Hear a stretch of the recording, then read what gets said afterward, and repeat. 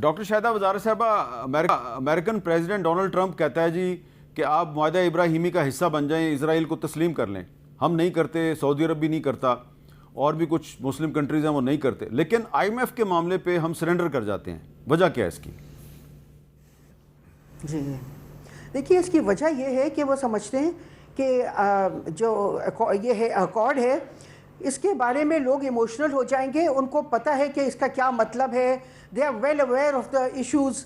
तो वो इस पर एक मुल्क में एक बहुत वो आ जाएगी, लोग बहुत मुश्तइल हो जाएंगे। मगर मईशत को हमारे हुक्मरानों ने बिल्कुल ऐसा समझ लिया है कि ये कोई बहुत अनइम्पॉर्टेंट चीज़ है।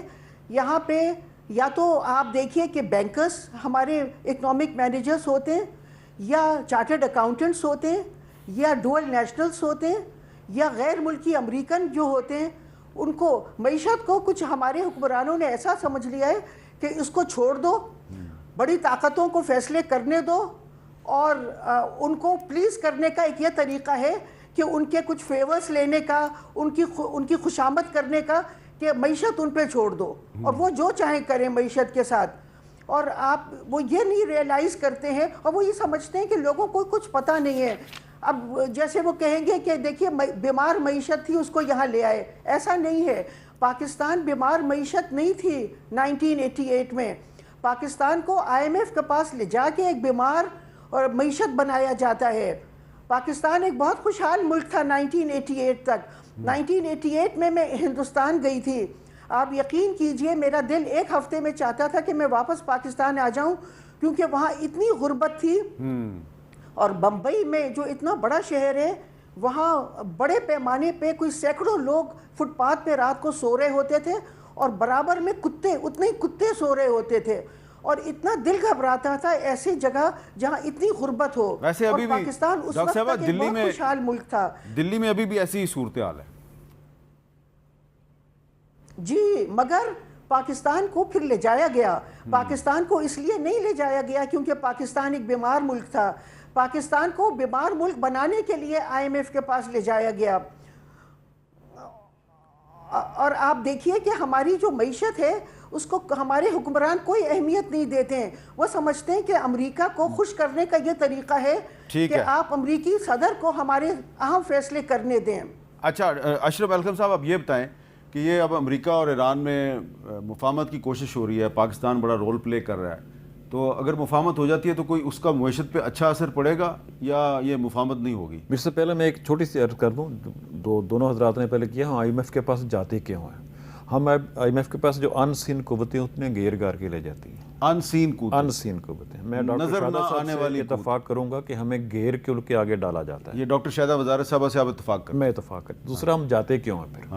जो हमारी हुकूमत की नालायकी है ना, हम IMF के पीछे छुपते हैं। जो हमारी हुकूमत की बुज़दिलियाँ हैं, कमज़ोरियाँ हैं, कुछ फ़ैसले लेने में कमज़ोर गवर्नमेंट होती है हमेशा। एक चीज़ याद रखें मीर साहब, जब तक सियासी इस्तेहकाम नहीं होगा, मुआशी इस्तेहकाम नहीं आएगा। हमारा सियासी इस्तेहकाम नहीं होता, सियासी हुकूमत फ़ैसले नहीं ले सकती, IMF के सारे मुश्किल फ़ैसले लेते हैं। अब जितने फ़ैसले हो रहे हैं, अभी बजट आया आपका, 0% इनपुट है हमारी हुकूमत की, जैसे सियासी हुकूमत की, जो वजारत ख़जाना की लिखा लिखाया बजट वेबसाइट पर आपने डाल दिया IMF ने। आपका डिफेंस बजट भी हमारा बजट हमारा IMF की वेबसाइट पे पड़ा है। अच्छा, कि ये हमारे अहदाफ होंगे, इतनी टैक्स कलेक्शन होगी, इतने डायरेक्ट टैक्सेस होंगे, इतने नॉन इनडायरेक्ट टैक्सेस होंगे, जो नॉन टैक्स रेवेन्यू होगा। तो ये अगर अमेरिका और ईरान की मुफाहमत होती है, हमारा दफा, अगर अमेरिका और ईरान की मुफाहमत होती है तो हमें कोई उसका फ़ायदा नहीं होगा? मिर्सा, अगर इस डिपेंड करता है हम उसके फ़ायदा से उठाते हैं कि नहीं उठाते। फ़ायदे बहुत होंगे, लेकिन हमारे पास इतनी अहलियत है, इतनी सलाहियत है, हमारी जो भी लीडरशिप है, इकनॉमिक लीडरशिप है, या पोलिटिकल लीडरशिप है, या जो भी कोई और लीडरशिप है, उतने या सीधा नाम लेना औरंगज़ेब साहब का। औरंगज़ेब साहब चला रहे हैं ना इकोनॉमी को। मेरा नहीं ख्याल थी कोई और चला रहा है। मेरा ख्याल कोई और चला रहा है। IMF चला रहा है। मेरा देखें जी, औरंगज़ेब साहब के नीचे सबसे इम्पोर्टेंट चीज़ क्या है? FBR उनको जवाब दे नहीं है। FBR औरंगज़ेब को जवाब दे नहीं? बिल्कुल जवाब दे नहीं है। अच्छा, बिल्कुल नहीं। तो इसलिए नवीद कमर साहब ने कहा कि पाकिस्तान और FBR एक साथ नहीं चल सकते। तब मसला सब ये उठता है। तो फिर आपने नवीद कमर से ये क्यों नहीं पूछा कि पीपल्स पार्टी और मुस्लिम लीग नून एक साथ क्यों चल रहे हैं? वो 2 दिन सौदे करते हैं, आखिर कहते हैं मजबूरी है, क्या करें, जमहूरियत चलानी है, जवाब देते हैं। लेकिन मेरा सवाल यही है कि जब ईरान की जब अपने सवाल के सूरत हाल आएगी, अल्लाह करे कल जंग बंद हो जाए, हम उससे मुस्तफ़ीद हो सकेंगे। ये हमारी क़यादत को साबित करना होगा कि हम ईरान से कोई ऐसी डील कर सकें।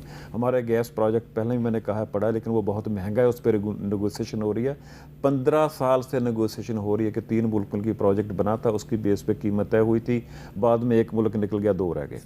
2 पे कॉस्ट वही है, उसको रिड्यूस करने के लिए कितने देर मुज़ाकरात हो रहे हैं? 15 साल से, किसी नतीजे पे नहीं पहुंचे। अशरफ मलकम साहब बहुत बहुत शुक्रिया, डॉक्टर शाहिदा वज़ारत साहबा, डॉक्टर फ़रक सलीम साहब, आप तीनों का शुक्रिया। और गुफ्तगू का आगाज़ हमने किया था कि कुर्बानी की ईद है, लेकिन आम पाकिस्तानी के लिए कुर्बानी का जानवर ख़रीदना मुश्किल नहीं है, नामुमकिन बना दिया गया है। तो सुन्नत इब्राहीमी जो है वो तो हम लाखों मुसलमान अदा कर रहे हैं, दुनिया भर में करोड़ों मुसलमान अदा कर रहे हैं, पाकिस्तान में भी लाखों मुसलमान अदा कर रहे हैं। तो हम सुन्नत इब्राहीमी अदा कर रहे हैं, हमें कहा जा रहा है मुआहदा इब्राहीमी का भी हिस्सा बन जाओ। तो असल मसला हमारा ये है कि जो हमारी इकॉनमी है वो हम खुद नहीं चला रहे, उसको कोई और चला रहा है, उस पर IMF का कंट्रोल ज़्यादा है। तो इस इकॉनमी को हम IMF के कंट्रोल से निकालेंगे तो कुर्बानी की ईद पे जो जानवर है वो भी शायद हमारे कंट्रोल में आ जाए।